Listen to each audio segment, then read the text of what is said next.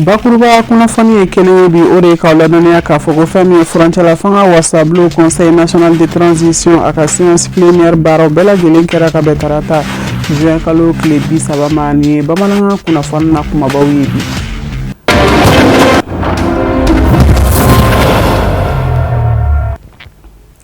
Foli ani waleɲumandɔn o bɛ ka taa bɛɛ lajɛlen ni waati na an balima bamanankan mɛnnaw Mali kɔnɔ ani Mali kɔ kan an b'a jira aw la k'a fɔ ni bamanankan kunnafoni wagati selen wala bɛ na kɛ minnu kɔnɔ kuma la aw ye Mali kɔnɔ ani a kɔkan kibaruyaw olu de don an b'a fɔ ko n'o kuma selen ko aw dangana i n'a fɔ an tun y'aw tulo lasɔmi bakuruba kunnafoni kɔnɔ cogoya min na k'a fɔ fɛn min ye furancɛla fanga wasabilo conseil national de transition u ka sigi ni o ye séance plénière ye o baaraw kɛra ka bɛn tarata juin kalo tile 30 ma CICB la yan nɔ min ni a sen fɛ jateminɛba bolila sariya sen caman kan minnu ni olu taara ka don bala Sirifula Jawaramuso tɔgɔ la Alhamidu Badini Ibrahim Kulibali an ka janga sɔrɔlo ɲamada.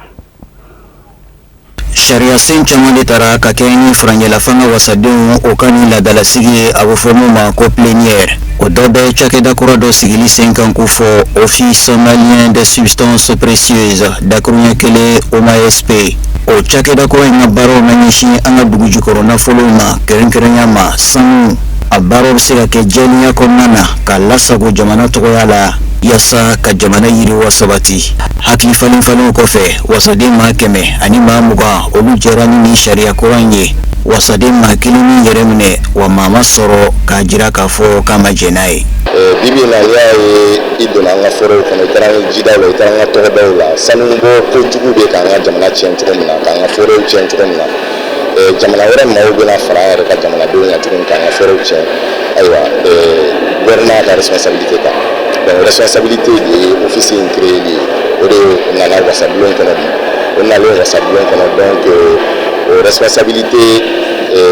de kɛra an dira anw ma pour que an ka se ka o waleya o de waleyara pour que Mali ka sanu ka k'a ta ye dɔ ka bɔ tiɲɛni na ou bien a ka dabila carrément min bɛ kɛ an ka ji kɔnɔnaw n'an ka forêt kɔnɔnaw la maa wɛrɛ jamana wɛrɛ maaw fɛ donc o de kama an y'an sɔnna a ma a bonyana a ma ka nin office in créé. Mali jɔra ka bi k'a fɔ fɛn fɛn b'an ka dugukolo jukɔrɔ an bɛ fɛ a ka kɛ an ta ye a tɛ se ka kɛ an ta ye n'an t'a hakɛw dɔn a tɛ se ka kɛ an ta ye n'an tɛ a bɛɛ lajɛlen faamu a tɛ se ka kɛ an ta ye n'an ma kɛ ko tigi ye parce que Mali sanuko ye fɛn de ye sanu ye Mali ta ye mais Mali yɛrɛ tɛ sanu tigi ye an bɛ fɛ an ye baara min da jumɛn n'u sɔnna a ma bi o ye k'a fɔ Mali yɛrɛ bɛna kɛ sanu tigi ye a filanan ye min ye sanu bɛna bɔ Mali kɔnɔ maa si tɛ se ka sanu bɔ Mali kɔnɔ tugun ka taa feere diɲɛ ɲɛfɛ ni i ma passé nin cakɛda in fɛ an ye cakɛda min sigi sen kan bi a sabanan ye min ye nafolo bɛna sɔrɔ a la Mali yɛrɛ bɛna kɛ o tigi de ye bi sanu b'an ka jamana kɔnɔ fɛn dugukolo caman b'an ka jamana kɔnɔ mais a nafa tɛ Mali kan a nafa tɛ Malidenw kan nka ni baarada bɛna sigi sen kan ani baarada tɔ n'u fanga fara ɲɔgɔn kan ka baara kɛ ɲɔgɔn fɛ o de bɛna kɛ fɛn ye sababu ye min b'a to fɛn fɛn bɛ Mali dugukolo jukɔrɔ a bɛ kɛ Mali ta ye Mali bɛ nafa sɔrɔ a la Mali ka ɲɛtaa bɛ yiriwa la Malidenw ka hɛrɛ bɛ sɔrɔ a la. Sariya sen damadɔ wɛrɛw taara ka kɛ ni CNT ka ni ladalasigi ye o dɔ bɛ ɲɛsin jamana kiriko ɲɛmayaso ma Conseil supérieur de la magistrature ani waliya jugu minnu bɛɛ la ni maa b'a ta k'a ɲɛsin i maanifinɲɔgɔn ma binkani sira kan i n'a fɔ k'i maanifinɲɔgɔn jɔnya minɛ walima k'a bila baara la mun tɔnɔ tɛ se a yɛrɛbakun ma fo ka taa bila an ka tungarakɛw la minnu bɛ gɛlɛya caman sɔrɔ o wali jamanaw kan. N'i y'a ye mɔgɔw b'u kɛ kɔgɔjiw kan u bɛ taa fan wɛrɛw fɛ mɔgɔ dɔw de bɛ yen mun b'u nɛgɛ k'a fɔ a ye na anw b'aw dɛmɛ bon o dɛmɛ ni o tɛ bɛ gansan u b'u ka nafolow de pilaki ka b'u bolo donc an ye o loi min taara ni vraiment n'a a sera ka sabati mɔgɔw k'a faamu ka ɲɛ a bɛ kɛ sahaba ye kosɛbɛ minnu bɛ fɛ ka taa tunga na ani hali minnu bɛ yan yɛrɛ parce que hadamadenw bɛ fɛn dɔw de kɛ ka tɔnɔ bɔ a la kalandenw b'o la fɛn caman b'o la tungala taga dɔrɔn tɛ fɛn o fɛn n'a bɛ se ka kɛ ka tɔnɔ bɔ ka nafolo lase i ma i b'i hadamaden ɲɔgɔn dɔ tɔnɔ a kɔnɔ a cɛ ka jugu. Hadamaden tɔnɔ bɔli donc o de traite de personnes ye ani trafic illicite de migrants ka mɔgɔw nɛgɛn k'u bila tunga sira kan siraw kan sira minnu tɛ sariya ka siraw ye donc an y'a jateminɛ k'a fɔ mɔgɔ minnu binnen don o kɔlɔlɔ la donc a ka ca ni mɔgɔ miliyɔn 50 ye diɲɛ kɔnɔna na Mali yɛrɛ yan nɔ a ka ca ni mɔgɔ 13 ni kɔ donc minnu nɛgɛnna ka bila sira juguw kan donc sariya kisɛ minnu talen filɛ pour que k'o kɛlɛ o bɛna to an bɔra ka engagement minnu ta au plan international an bɛna se ka olu dafa donc o hukumu na Conseil national de transition olu bɔra ka laɲini caman kɛ pour que sariya kisɛ minnu filɛ u kɔnɔfɛn u ka se ka fɔ bɛɛ ye a ka cari a ka taa yɔrɔ bɛɛ k'a dɔn mɔgɔ adamaden tɔnɔbɔli ani ka adamaden bila tunga sira jugu kan u bɛ na ni kɔlɔlɔ min ye dugu kɔnɔ u bɛ na ni kɔlɔlɔ min ye jamana kɔnɔ u bɛ na ni kɔlɔlɔ min ye denmisɛnninw ka siniɲɛsigi la ni juges ka mutation bɛ na kɛ ani ka nomination conseil supérieur de b'u baara kɛ maintenant u ka baara kɔnɔna na ni fili yera a la a kɛra u y'u tugu k'a kɛ ou bien u m'u tugu k'a kɛ en tout cas ni faute do donc u kan ka sanctionner sur le plan disciplinaire Conseil supérieur de la magistrature a b'o fana baara kɛ n'o bɔra yen ni avis kan ka di sujet o sujet kan min bɛ tali kɛ justice ka indépendance kan Conseil supérieur fana bɛ avis di o kan bon Conseil supérieur texte min tun bɛ ka kow fɛngɛ depuis 2003 an y'a jateminɛ k'a fɛ o texte vraiment a tɛ normal la bi texte tun kan ka falen pour que ka fɛn kuraw k'a la a fɛn kura minnu kɛra la a kelen ye conseil yɛrɛ a composition n'i y'a jateminɛ fɔlɔ donc juges dɔrɔn de tun bɛ a kɔnɔ ani administration mɔgɔ dɔw sisan constitution y'a ɲini ko ni juge 10 de bɛ yen mɔgɔ minnu tɛ juge fɛ olu fana 10 ka kɛ yen nɔ donc pour que composition ka kɛ vraiment paritaire ye. Amawla dɔnniya k'a fɔ ko sariya sen 3 minnu bɛɛ la ni a fɔlɔ bɛ ɲɛsin Conseil supérieur de la magistrature ma a filanan wale jugu min bɛ kɛ ka ɲɛsin i manifiɲɔgɔn ma tɔɲɔ sira kan fo ka taa bila tungarakɛw olu kunkanko ma fɔlɔ wasaden maa 100 ani maa 24 o jɛra ni a sariya sen ye filanan wasaden maa 100 ani maa 18 a sabanan fɛn min ye wasaden maa 100 ani maa 24 ye olu y'u tigɛ kɔrɔta k'a jira k'a fɔ ko jɛra n'a ye wa a sariya sen minnu kelen-kelenna bɛɛ wasaden kelen ma sɔrɔ k'i yɛrɛ minɛ wa maa fana m'i tigɛ kɔrɔta k'a jira k'a fɔ k'a ma jɛ n'a ye. Kunnafoni nasira wɛrɛw fɛ an b'a jira aw la k'a fɔ ko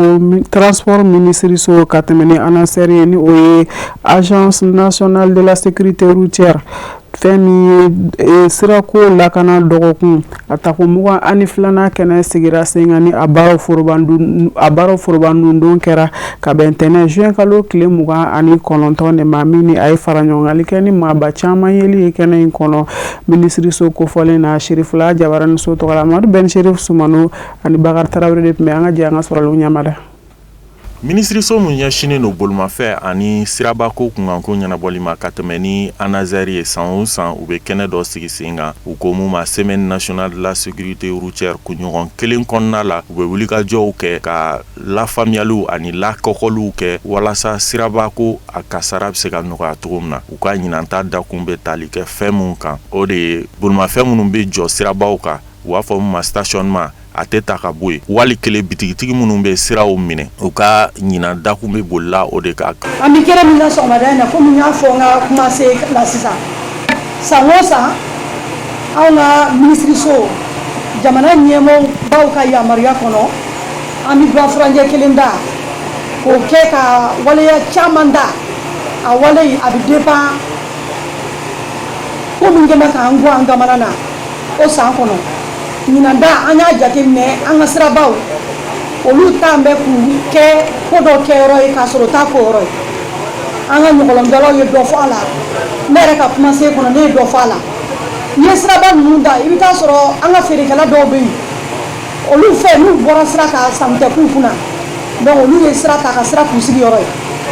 an ka sojɔ minɛntigiw ni minnu bɛ yen n'u bɛ baara kɛ a kɛra an ka siraba dilanlenw ye a kɛra an ka bɔlɔnfurancɛw ye o n'olu nana olu b'u ka baarakɛminɛnw dɔn olu b'o to sira kan o bɔra yen an ka bolola baarakɛlaw olu dɔw fana bɛ yen n'olu y'u ka guwaw jɔ olu bɛ t'o jɔ ka sira yɛrɛ tilancɛ k'a bɛɛ minɛ aya n'o bɔra yen an ka station service n'an ye sira dilan siraba magoɲɛminɛn dɔw bɛ yen n'an bɛ jitɛmɛ siraw an y'olu minnu dilan n'olu nana olu b'o gere k'o fara u ka kɛnɛ kan. a baara nun do kɛnɛ wulilen kɔfɛ ɲɛma mun bɛ Anazer kunna ni o ye Ousmane Ba Maïga ye a n'a ka délégation policiers sapeur pompier gendarme ani a ka équipe tɔw u farala ɲɔgɔn kan ka taa siraba kan kumakan mun fɔra ka to lawaleya sira kan mɔbili minnu jɔlen no sira kan k'olu ta ka bɔ yen ani maa minnu ni u sigiyɔrɔ kɛlen no ka kɛ degun ye sira ma feerekɛla minnu ka gɔw bilalen no sira la u y'olu gɔw kari. An ka ministère des transports et des infrastructures u ye semaine nationale de sécurité routière lancé ka yamaruya dɔw d'aw ma an ka jateminɛ bɔra mun ka ɲina ani comité national de sécurité routière c'est que ni an ka sirabaw lagɛ san an ka sirabaw mɔgɔw ka taa ka segin bɛ ka gɛlɛya siraba kan kosɛbɛ o sababu kɛ mɔgɔ dɔw kɛlen don k'u ka mobiliw jɔyɔrɔ kɛ siraba sanfɛla ye dɔw kɛlen don ka bitigiw yɛrɛ bila siraba sanfɛ dɔw kɛlen don ka garaziw dayɛlɛ ka baaraw yɛrɛ kɛ siraba yɛrɛ kɔnɔ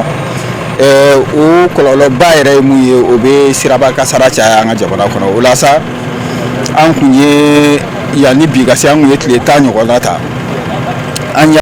yalala ka mɔgɔw sensibiliser pour que minnu ka minɛnw bɛ sira kan olu ka se ka minɛnw ta ka bɔ yen i n'a fɔ minnu kɛlen don ka garaviers ni cɛncɛnw bila siraw kan ani minnu kɛlen don k'u ka mobiliw bila ka a mɛn a bɛ sira kan n'a fɔ o ma ko stationnement prolongé ani minnu ka feerelikɛminɛnw olu fana bɛ siraba kan an taamana k'olu bɛɛ sɛgɛrɛ ka kum'u fɛ ka tila ka sommation d'u ma an b'a fɔ o ma ko sommation k'a yir'u la k'a fɔ ko yan tɛ u sigiyɔrɔ ye donc ka se k'u ka minɛnw cɛ ka bɔ yen bi k'a daminɛ bi fo ka taa nin semaine de sécurité routière hukumu kɔnɔ anw ko k'an bɛ bɔ de cette fois-ci mɔgɔ o mɔgɔ ni e ka mobili de tora sira kan ou bien n'i ka minɛn dɔw tora siraba kan an b'u ta an bɛ taa n'a ye fourrière la sariya ye mun fɔ n'i ka minɛn fana tara ka taa a bɛ calculer minɛn ta wari an ye minɛn gardeli wari ani infraction o bɛɛ ɲaganiw de bɛ da i kan i b'o sara sariya ye parce que siraba a dabɔra de ko mɔgɔw ka se ka taa ka segin kɛ a ma dabɔ feereli walima ka to ka minɛnw bila yen ka mɛn nin baara ye komi n y'a fɔ cogo min na ni baara in yɛrɛ ka daminɛ an ye tile 10 ɲɔgɔnna ta ka sensibilisation kɛ ka sommation kɛ o n'a ta bɛɛ mɔgɔ damadamani bɛ yen ala barika la olu kɔni olu ka minɛnw cɛ ka bɔ yen parce que n'i y'anw yɛrɛ lajɛ an ye sommation mun distribuer Mali kɔnɔ a ka ca ni sommation 3,000 ye tile 10 kɔnɔ mais Bamakɔ yɛrɛ sommation mun distribuer a bɛ ɲini ka 1,000 ɲɔgɔnna bɔ mais an bɔlen sisan o yɛrɛ y'a jateminɛ k'a fɔ mobili caman bɔra sira la mais o n'a ta bɛɛ mobili dɔw bɛ yen minnu bɛ yan san ni san olu bɛ sira kan an nana olu de ta an bɛ taa n'u ye fourrière la. An b'a ladɔnniya k'a fɔ kɛnɛ kan walasa faamuyaliba bɛ se ka sɔrɔ dakun talen kan n'o de ye ka bolimafɛn jɔ sira kan feerekɛlaw ka taa sira minɛ baarakɛlaw ka taa sira minɛ ka sira bolilaw bali ka boli u ka sira kan sketch n'o ye ɲɔgɔlɔn ye o dɔw bɔra walasa ka kuma dakun in waleyaw kan faamuyali caman bɛ se ka sɔrɔ a la cogo min na. Kunnafoni nasara wɛrɛw fɛ ɲɛnaminimafɛnw ni o ye dɔrɔguw ye olu kɛlɛli baara dɔw nun donna association sabati so fɛ ni a ɲɛmaba ka cɛsiriw ani jijaw hukumu kɔnɔna ye baara ninnu foroba nundon kɛra ka bɛn ntɛnɛn juin kalo tile 29 ma direction sociale des services de l'armée la a ye fara ɲɔgɔn kɛ ni baara ɲɛdɔnbagaw caman ka fara dɛmɛbagaw kan Samatarawele ka sɔrɔlo Samayira Sanogo a bɛna ɲɛfɔli kɛ olu kan. Ni sigi min ɲɛnamayalen filɛ ne fara ɲɔgɔn kan jɛkulu fɛ n'a bɛ f'u ma association sabati so o kun tɛ dɔwɛrɛ ye ka se ka na maaw ladɔnniya ka faamuyali d'u ma ɲɛnaminimafɛn tal'u la a kɔlɔlɔw bun adamaden ka ɲɛnamaya la duw kɔnɔ sigidaw la fo ka taa se jamana yɛrɛ ma min baaraw bɛɛ kɛra tile 3 kɔnɔna na yɔrɔ 3 la n'o ye Kati Bamako ni k'a kuncɛ Senukaw fɛ ye mun y'a kɔnɔna la daminɛ fɔ a laban a kɛra ka ɲɛ a organisera ka ɲɛ an y'a dɔn a kɔnɔna la ko faamuyaliba kɛra ne yɛrɛ mun filɛ ne ye caman faamuya ko la bibi na i bɛ se ka fɛn dɔ sigi laɲini dɔ sigi i tɛ dɛmɛbaga sɔrɔ olu y'a ye k'a dɔn k'a fɔ ni kungo in filɛ nin ye an bɛɛ jɛ don an bɛɛ kungo don donc u wulila k'u jɔ n'u senu namayira ye k'o yira na walasa nin ko in ka se ka sigi sen kan ladilikan don a ka bon nka nafa b'a la an y'a ye tiɲɛ na an ni sɔrɔsiw bɛ baara la an ni mɔgɔ caman bɛ baara la ko tiɲɛ na an k'a daminɛ Kati ka na Bamako kɔnɔ o ni Senu n'i y'a ta k'a lajɛ an yɛrɛ bɛ Bamako an bɛ se ka bɔ ka taa baara kɛ yɔrɔ wɛrɛ nka Bamako kɔnɔna la Kati ni Senu fana ka sɔrɔ an na n'an ye baara k'olu 3 kɔnɔna la ka ca Ala fɛ an ka résultat ye an bɛ se ka fɛn ɲɛnama sɔrɔ a la kɔfɛ an b'o ta sisan ka lajɛ n'an bɛ se ka taa kɛ yɔrɔ wɛrɛ an bɛ baara kɛ o taabolo la. maa ba minnu kun bɛ kɛnɛ kan u ye foli kɛrɛnkɛrɛnni kɛ ka ɲɛsin association sabatiso maaw ma ni hakilina ɲuman in tali la ka ɲɛsin sifinw ma walasa cogoya min na u bɛ se ka kunnafoni sɔrɔ ladilikanw fo ka taa se joli sɛgɛsɛgɛw ma n'o ye dépistage ye ɲɛnaminimafɛn tal'u la ani ka kunnafoni d'u ma somɔgɔ saba bɛ sɔrɔ min na ko bari olu de ka ɲɛnaminifɛn tali ka ca an ka jamana kɔnɔ. An bɛɛ y'a ye drogue ka effet min bɛ se ka kɛ ka effet bɛ se ka min ye adamaden kan i ka ko banna quoi n'est-ce pas? Imaginez sida ka fara min kan yɔrɔ ça c'est la fin et justement c'est-à-dire drogue ni sida cɛ c'est comme cɛ ni muso quoi ni bɛ milieu kɔnɔ en règle générale ko ka ca. Et donc, surtout, nous serons passés nous banalement, si la kisabi chari union. Association Sabatiso, Olumuno da Kimeri, car donc à Foko bi Demessen ou des cinémas Gokorobaye, Demessen de Dugu Johnny Fangaye, Makoroba Dugu Bara, ni Hakili. Ottomana na Farako, Jamana Demessen. Olu ka kɛ dɔrɔgu tala ye an b'an kumi an b'an jami o tuma na an b'a fɔ denmisɛnninw ɲɛna k'u ka sabali ko Mali siniɲɛsigi ye denmisɛnw de ye denmisɛnw k'a dɔn k'a fɔ ko jamana in a kalifalen don olu de la o tuma na k'i to denmisɛnniya la i bɛ mɔgɔkɔrɔbaya ɲɛsigi a bɛ ɲɛsigi ni mun ye u ye jogo ɲumanya ye an ka sɔn an ka baara an k'an sen bɔ kuntanfɛn in na n'o ye ɲɛnaminimafɛn ye. Bara in bɛɛ bɛ maa mun kunkan ko kan n'o ye sifinnakaw ye u ka nɔnabila ka laseliw kɔnɔna na a y'a yira k'a fɔ ko nin ye ko ye min diyara olu ye kosɛbɛ bari olu sifinnakaw de ye jamana ɲɛtaa sabatibaw ye ko ni maa sɔrɔla min b'olu hakili jigin ni ɲɛnaminimafɛn tali ninnu na a kɔlɔlɔw fo ka taa se a furakɛlicogo ɲuman ma ani n'i tilala baara ɲɛɲinini ka di ma n'a bɛ fɔ o ma insertion socio-professionnelle k'o ye ko ye min kan ka fo ani ka jukɔrɔma don don jamana ɲɛmaaw fɛ. An nana an ye ko caman ye mais drogue ma ye mɔgɔ santé ma an yɛrɛ b'o dɔn dans la jeunesse et puis a bɛ don a la a b'a ye a tɛ nafa ɲɛ o ye an de ye jamana ka siniɲɛsigi ye taalen ɲɛfɛ jamana bɛna se ka kalifa aw la cogo di an to nin sira kan bon an yɛrɛ b'a dɔn an bɛ ka min kɛ ko ɲuman tɛ a ka di ne ye an balima n'an teri n'an jɛɲɔgɔn minnu bɛ nin ko in na an bɛɛ y'a sigi an ka na jamana ma on est là pour le Mali an nana faso de kama. An b'aw ladɔnniya k'a fɔ ko nin sigi in kɔnɔna na ɲɔgɔlɔnbɔ kɛra ka yira maaw la ɲɛnaminimafɛn tali kɔlɔlɔw la farikolo sɛgɛsɛgɛw n'a bɛ fɔ o ma nanzarakan na dépistage fo ka taa se seko ni dɔnko tigilamaw ma o de kɛra ka nin sigi in kuncɛ min ɲɛnamayara association sabatiso maaw fɛ. Kumakan ninnu lasera Aminata Tarawele de fɛ o de fana b'an sɛnsɛn ka taa diɲɛ fan wɛrɛ kunnafoni sɔrɔlu kan Samayira Sanogo a bɛna ɲɛfɔli kɛ olu kan.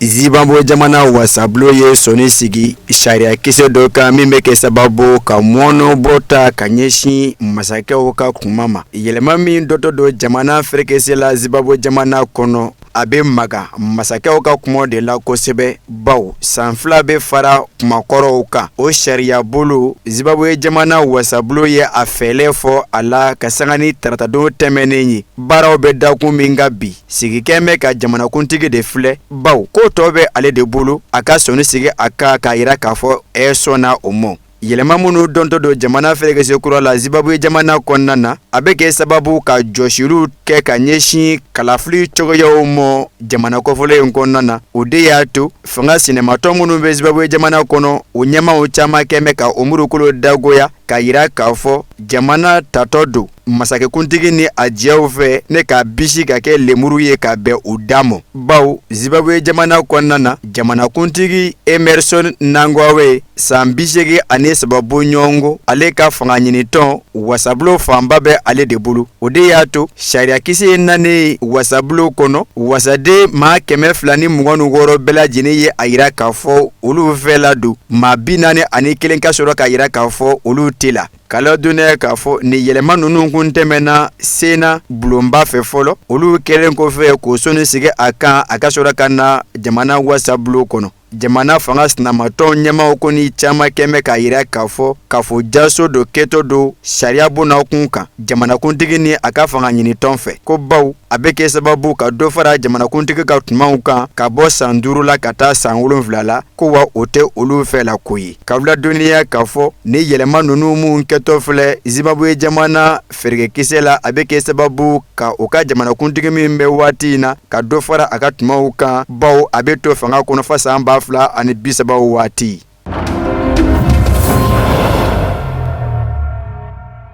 Nigeria jamana kɔnɔna na kalanden 37 bɔɲɔgɔnko taara ka tunu o ye ka sanga ni jatigɛwale kɛli dɔ ye kalanso dɔ kɔnɔ min kɛra ka bɛn ni ntɛnɛndon tɛmɛnen ye jarawilakulu maa dɔw fɛ a kɛra tumana ka ekɔliden ninnu to u ka san laban kimeru o ɲɔgɔndanw de la u ka maa ɲɛma dɔw ka fɔ la jatigɛwale kɛwale a kɛra jarawilakulu dɔw de fɛ minnu ma se ka bugunatigɛ nka sɔmi kɛmɛ k'a yira k'a fɔ u bɛ bɔ kulu kɔnɔ kulu min bɛ wele ko ISWAP province d'Afrique de l'Ouest de l'État islamique o kɔdo ko olu de ye nin kokolo in kɛbaa ye ka ta ka ɲɛsin kalansoba dɔ mɔ Nigeria jamana kɔnɔna na ka bɔ dugu la o ko ma ko Lansa o ka dugu lycée u min bɛ district Akira Uba kɔnɔna na ka sanga ni wolomasiri tabaw ka fɔ ye Nigeria jamana kɔnɔ maa saba bɔɲɔgɔnko olu fara minnu cɛla wolomasiri taba kelen bi la ka fara ekɔli karamɔgɔ kelen kan marabolo ɲɛmaw kun galela ka jate minnu di olu kun ye a yira k'a fɔ kalanden 10 bɔɲɔgɔnko dɛmɛ kun taara ka ɲɛsin olu mɔ ka sanga ni nin kokolo in kɛ waati ye ko nka kalanden kelen bɛ yen bin'a ka biya o yen tɛ ka fara o kan o labanna ka kalandenw cogoya bɔ gafe dɔ kɔnɔ minnu minɛnen bɛ jarawilakulu maa ninnu bolo minnu kɔnɔna o kɛmɛ ka o tɔgɔ ani o jamu bugunatigɛ ka ɲa fo ka se nɛgɛjuru siraw mɔ ka bɔ o denmansaw masinɛw yɔrɔ ni ka sɔrɔ k'o laban k'o ta k'a di kunnafonidilaw mɔ ɲinini baaraw ka nun don kunnafoni sɔrɔ wɛrɛ cogoya fɛ o kun ye kunnafoni kofɔlen in sɛbɛntiya k'a yira k'a fɔ ale yɛrɛ ɲɛ dara o gafe in kan min kɔnɔna na kalanden minnu kɔni binna ka biya o yen tɛ wa ni siga kɛ bɛ a la k'a fɔ u bɛ jarawilakulu maaw bolo ko o tɔgɔw bɛɛ lajɛlen bɛ o gafe kofɔlen in kɔnɔna na k'ala donnaya k'a fɔ nin kokolo in kolokololen bɛ Nigeria jamana kɔnɔ fan caman kɔnɔ bi ka sanga ni jarawilakulu ani maa dɔw yɛrɛ ye minnu tɛ jarawilakulu ye nka baara man di o ye o kɔ ma ko bandiw kuma ni kuma o bɛ don kalansow kɔnɔ ni ka laban ka kalandenw ta ka to ni o ye yegu ni ka sɔrɔ ka to dogo o kalandenw kɔfɛ n'o ka o tigɛ ja bɔ ko tɔrɔmɔɲɔ dɔ de ka di olu mɔ janko o ka se ka kanabila ta ka ɲɛsin maa minɛ n'o mɔ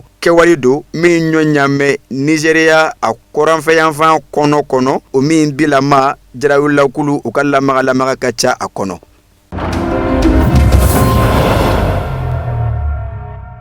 Diɲɛsirige naani Nations Unies a bolofara min bɛ wele ko PNUD a ye kangare gosi ka lasɔmini kɛ ka sanga ni kɔlɔlɔw ye min bɛ se ka sɔrɔ farafinna camancɛ yan fan fɛ ka sanga ni Ebola banakisɛ o carili ye a bɛ kɛ sababu musakako bunna kun kan ka degun ani gɛlɛya caman lase nin yɔrɔ kɔfɔlen ma mun kɔlɔlɔba o de ye fantanya ye ka sanga ni Programme des Nations Unies pour le développement PNUD olu ka gafe dɔ bɔlen ye o ye a yira k'a fɔ Ebola banakisɛ a kɛlɛli farafinna jamana kɔnɔna na a musaka dan tɛ baw a bɛ se ka kɛ sababu dollar wari miliyari 3 ani a kunkanfɛ olu ka taa a da fɛ ka fara o kan a bɛ se ka kɛ sababu ko kura baarakɛyɔrɔ 128 bɔɲɔgɔnko olu bɛɛ lajɛlen ka datugu wa a kɔlɔlɔ jugu dɔ fana bɛ se ka kɛ min ye o de ye banakisɛ ma ye jamana minnu kɔnɔ k'olu bila kelennasigi la baw jamana tɔw na o so minɛ ka bɔ o la o fana bɛɛ lajɛlen bɛ se ka kɛ sababu hali bi sɔrɔ bunna kun kan ka binni kɛ ka ɲɛsin olu ka musaka yakubali ma ka se dollar wari miliyari 1 ɲɔgɔn bɔɲɔgɔnko ma kɛrɛnkɛrɛnnen ma kuma bɛ ka kɛ yɔrɔ min kan o de ye République démocratique du Congo o jamana kunkanko ye ka sanga ni kɛnɛyako bunna kun ye Congo jamana ma ɲɛmaw ye a yira k'a fɔ bana in bilama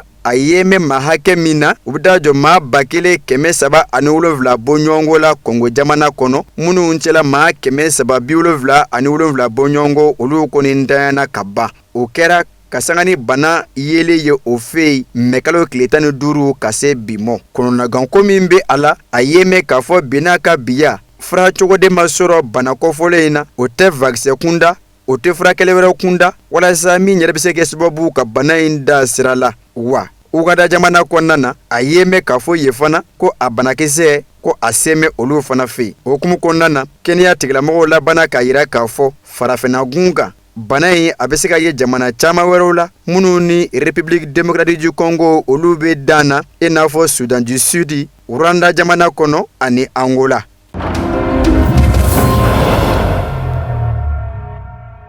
Sudan jamana kɔnɔ wolomasiri tabaw ye a yira k'a fɔ dugu min bɛ ni u bɛ wele Kulubisi ko olu ye o tigiya ta dugudo min bɛ dancɛ bɔ o ni Cadi jamana ni ɲɔgɔn cɛ o kɛn bɛ ka jigiya kura ani ninkura fiyɛ u ka baaraw la k'a yira k'a fɔ sebaya olu ni a tɔ man jan ka sanga ni kɛlɛ ye min na mɛ bi o kan u ka jamana kɔnɔ hali n'a sɔrɔla k'a fɔ duguba wɛrɛ bɛ El Fasher o bina depuis salo o bɛ maaw bolo o ni minnu bɛ fɔɲɔgɔnko la. Kɛlɛbolo min bɛ wele force de soutien rapide olu minnu bɛ fɔɲɔgɔnko la bi ni Sudan jamana kɛlɛbolo ye ni o bɛ senna depuis avril kalo san 2023 o ye dɔ fara o ka yɔrɔ marataw kan Darfuru masuruyaw na kumana min na o kɛlen kɔfɛ ka dugu belebele min bɛ wele ko El Fasher k'o ntaraki k'o bila o ka mara kɔnɔna na o min kun ye Sudan jamana kɛlɛcɛw ka dagayɔrɔ laban ye kɔnɔna na. Sudan jamana cɛdenw ani o jɛw olu minnu ye kɛlɛbolo kɛrɛnkɛrɛnnen ye olu fana o b'a la ka dɔ fara o ka sebaya tali kan ka sanga ni wulikajɔw kɛlen ye o fɛ ka bɔ Sudan jamana ani Cadi furanjɛw kɔnɔ o daga kɔnɔna na o kɛn bɛ ka yen bɛɛ kɛ o sennɔw ye. Kulubisi o ye dugu ye o min bɛ o kɔnɔ kɔfɔtɔ in kɔnɔ min bɛ Sudan jamana ani Cadi jamana dancɛw kɔfɔ baw yɔrɔ do yɔrɔ min taa ni segin ani a lamalamaw o barika ka bon wa jamana sɔrɔ fanba bɛ don o yɔrɔ kɔfɔlen in fɛ hali n'a ma ɲɛ k'a fɔ Eligena o min ye Darfur occidental o faaba ye o ni minnu bɛ fɔɲɔgɔnko la olu fana kɛn bɛ ka taa o tɛgɛ yanga yen kan ka sanga ni bataki dɔ ye Sudan jamana den dɔw olu minnu bɛ kulu dɔ kɔnɔ n'o kɔ ma ko groupe de résistance populaire pro armée ka sanga ni o ka wulikajɔ dɔw ye u ye jalaki bolongɔninen ta ka ɲɛsin force de soutien rapide mɔ k'a yira k'a fɔ olu de kɛn bɛ ka Sudan jamana dugu min wele ko Kulubisi k'o ta k'o kɛ yɔrɔ ye yɔrɔ min na jugu u b'u ka janfajuguw siri o kɔnɔ ka tɛmɛ ni u ka minɛnw ye kɛlɛkɛminɛnw ka Sudan jamana cɛci ka taa diɲɛ fan wɛrɛw fɛ ni ka sɔrɔ ka laban k'a fɔ u bɛ o yɔrɔ ta k'o bila u ka mara kɔnɔna na ka fara Eligena u kan. Anw tɛ sɛgɛn waleɲuman dɔn foli kurakuraya la ka lase aw ma fo yan fɔ aw seyɔrɔ la ka jira aw la k'a fɔ ko nin bɛ dansigi bɛ bamanankan kunnafoni sɔrɔlen na minnu labɛnna kunnafonidiso ɲɛmaaya sɔfɛ ka bɛn ni kuma ye aw ni ce a ka ɲamadaliw la a k'an bɛn don wɛrɛ nataw ni Ala m'an ka jɔnya jɔ an na.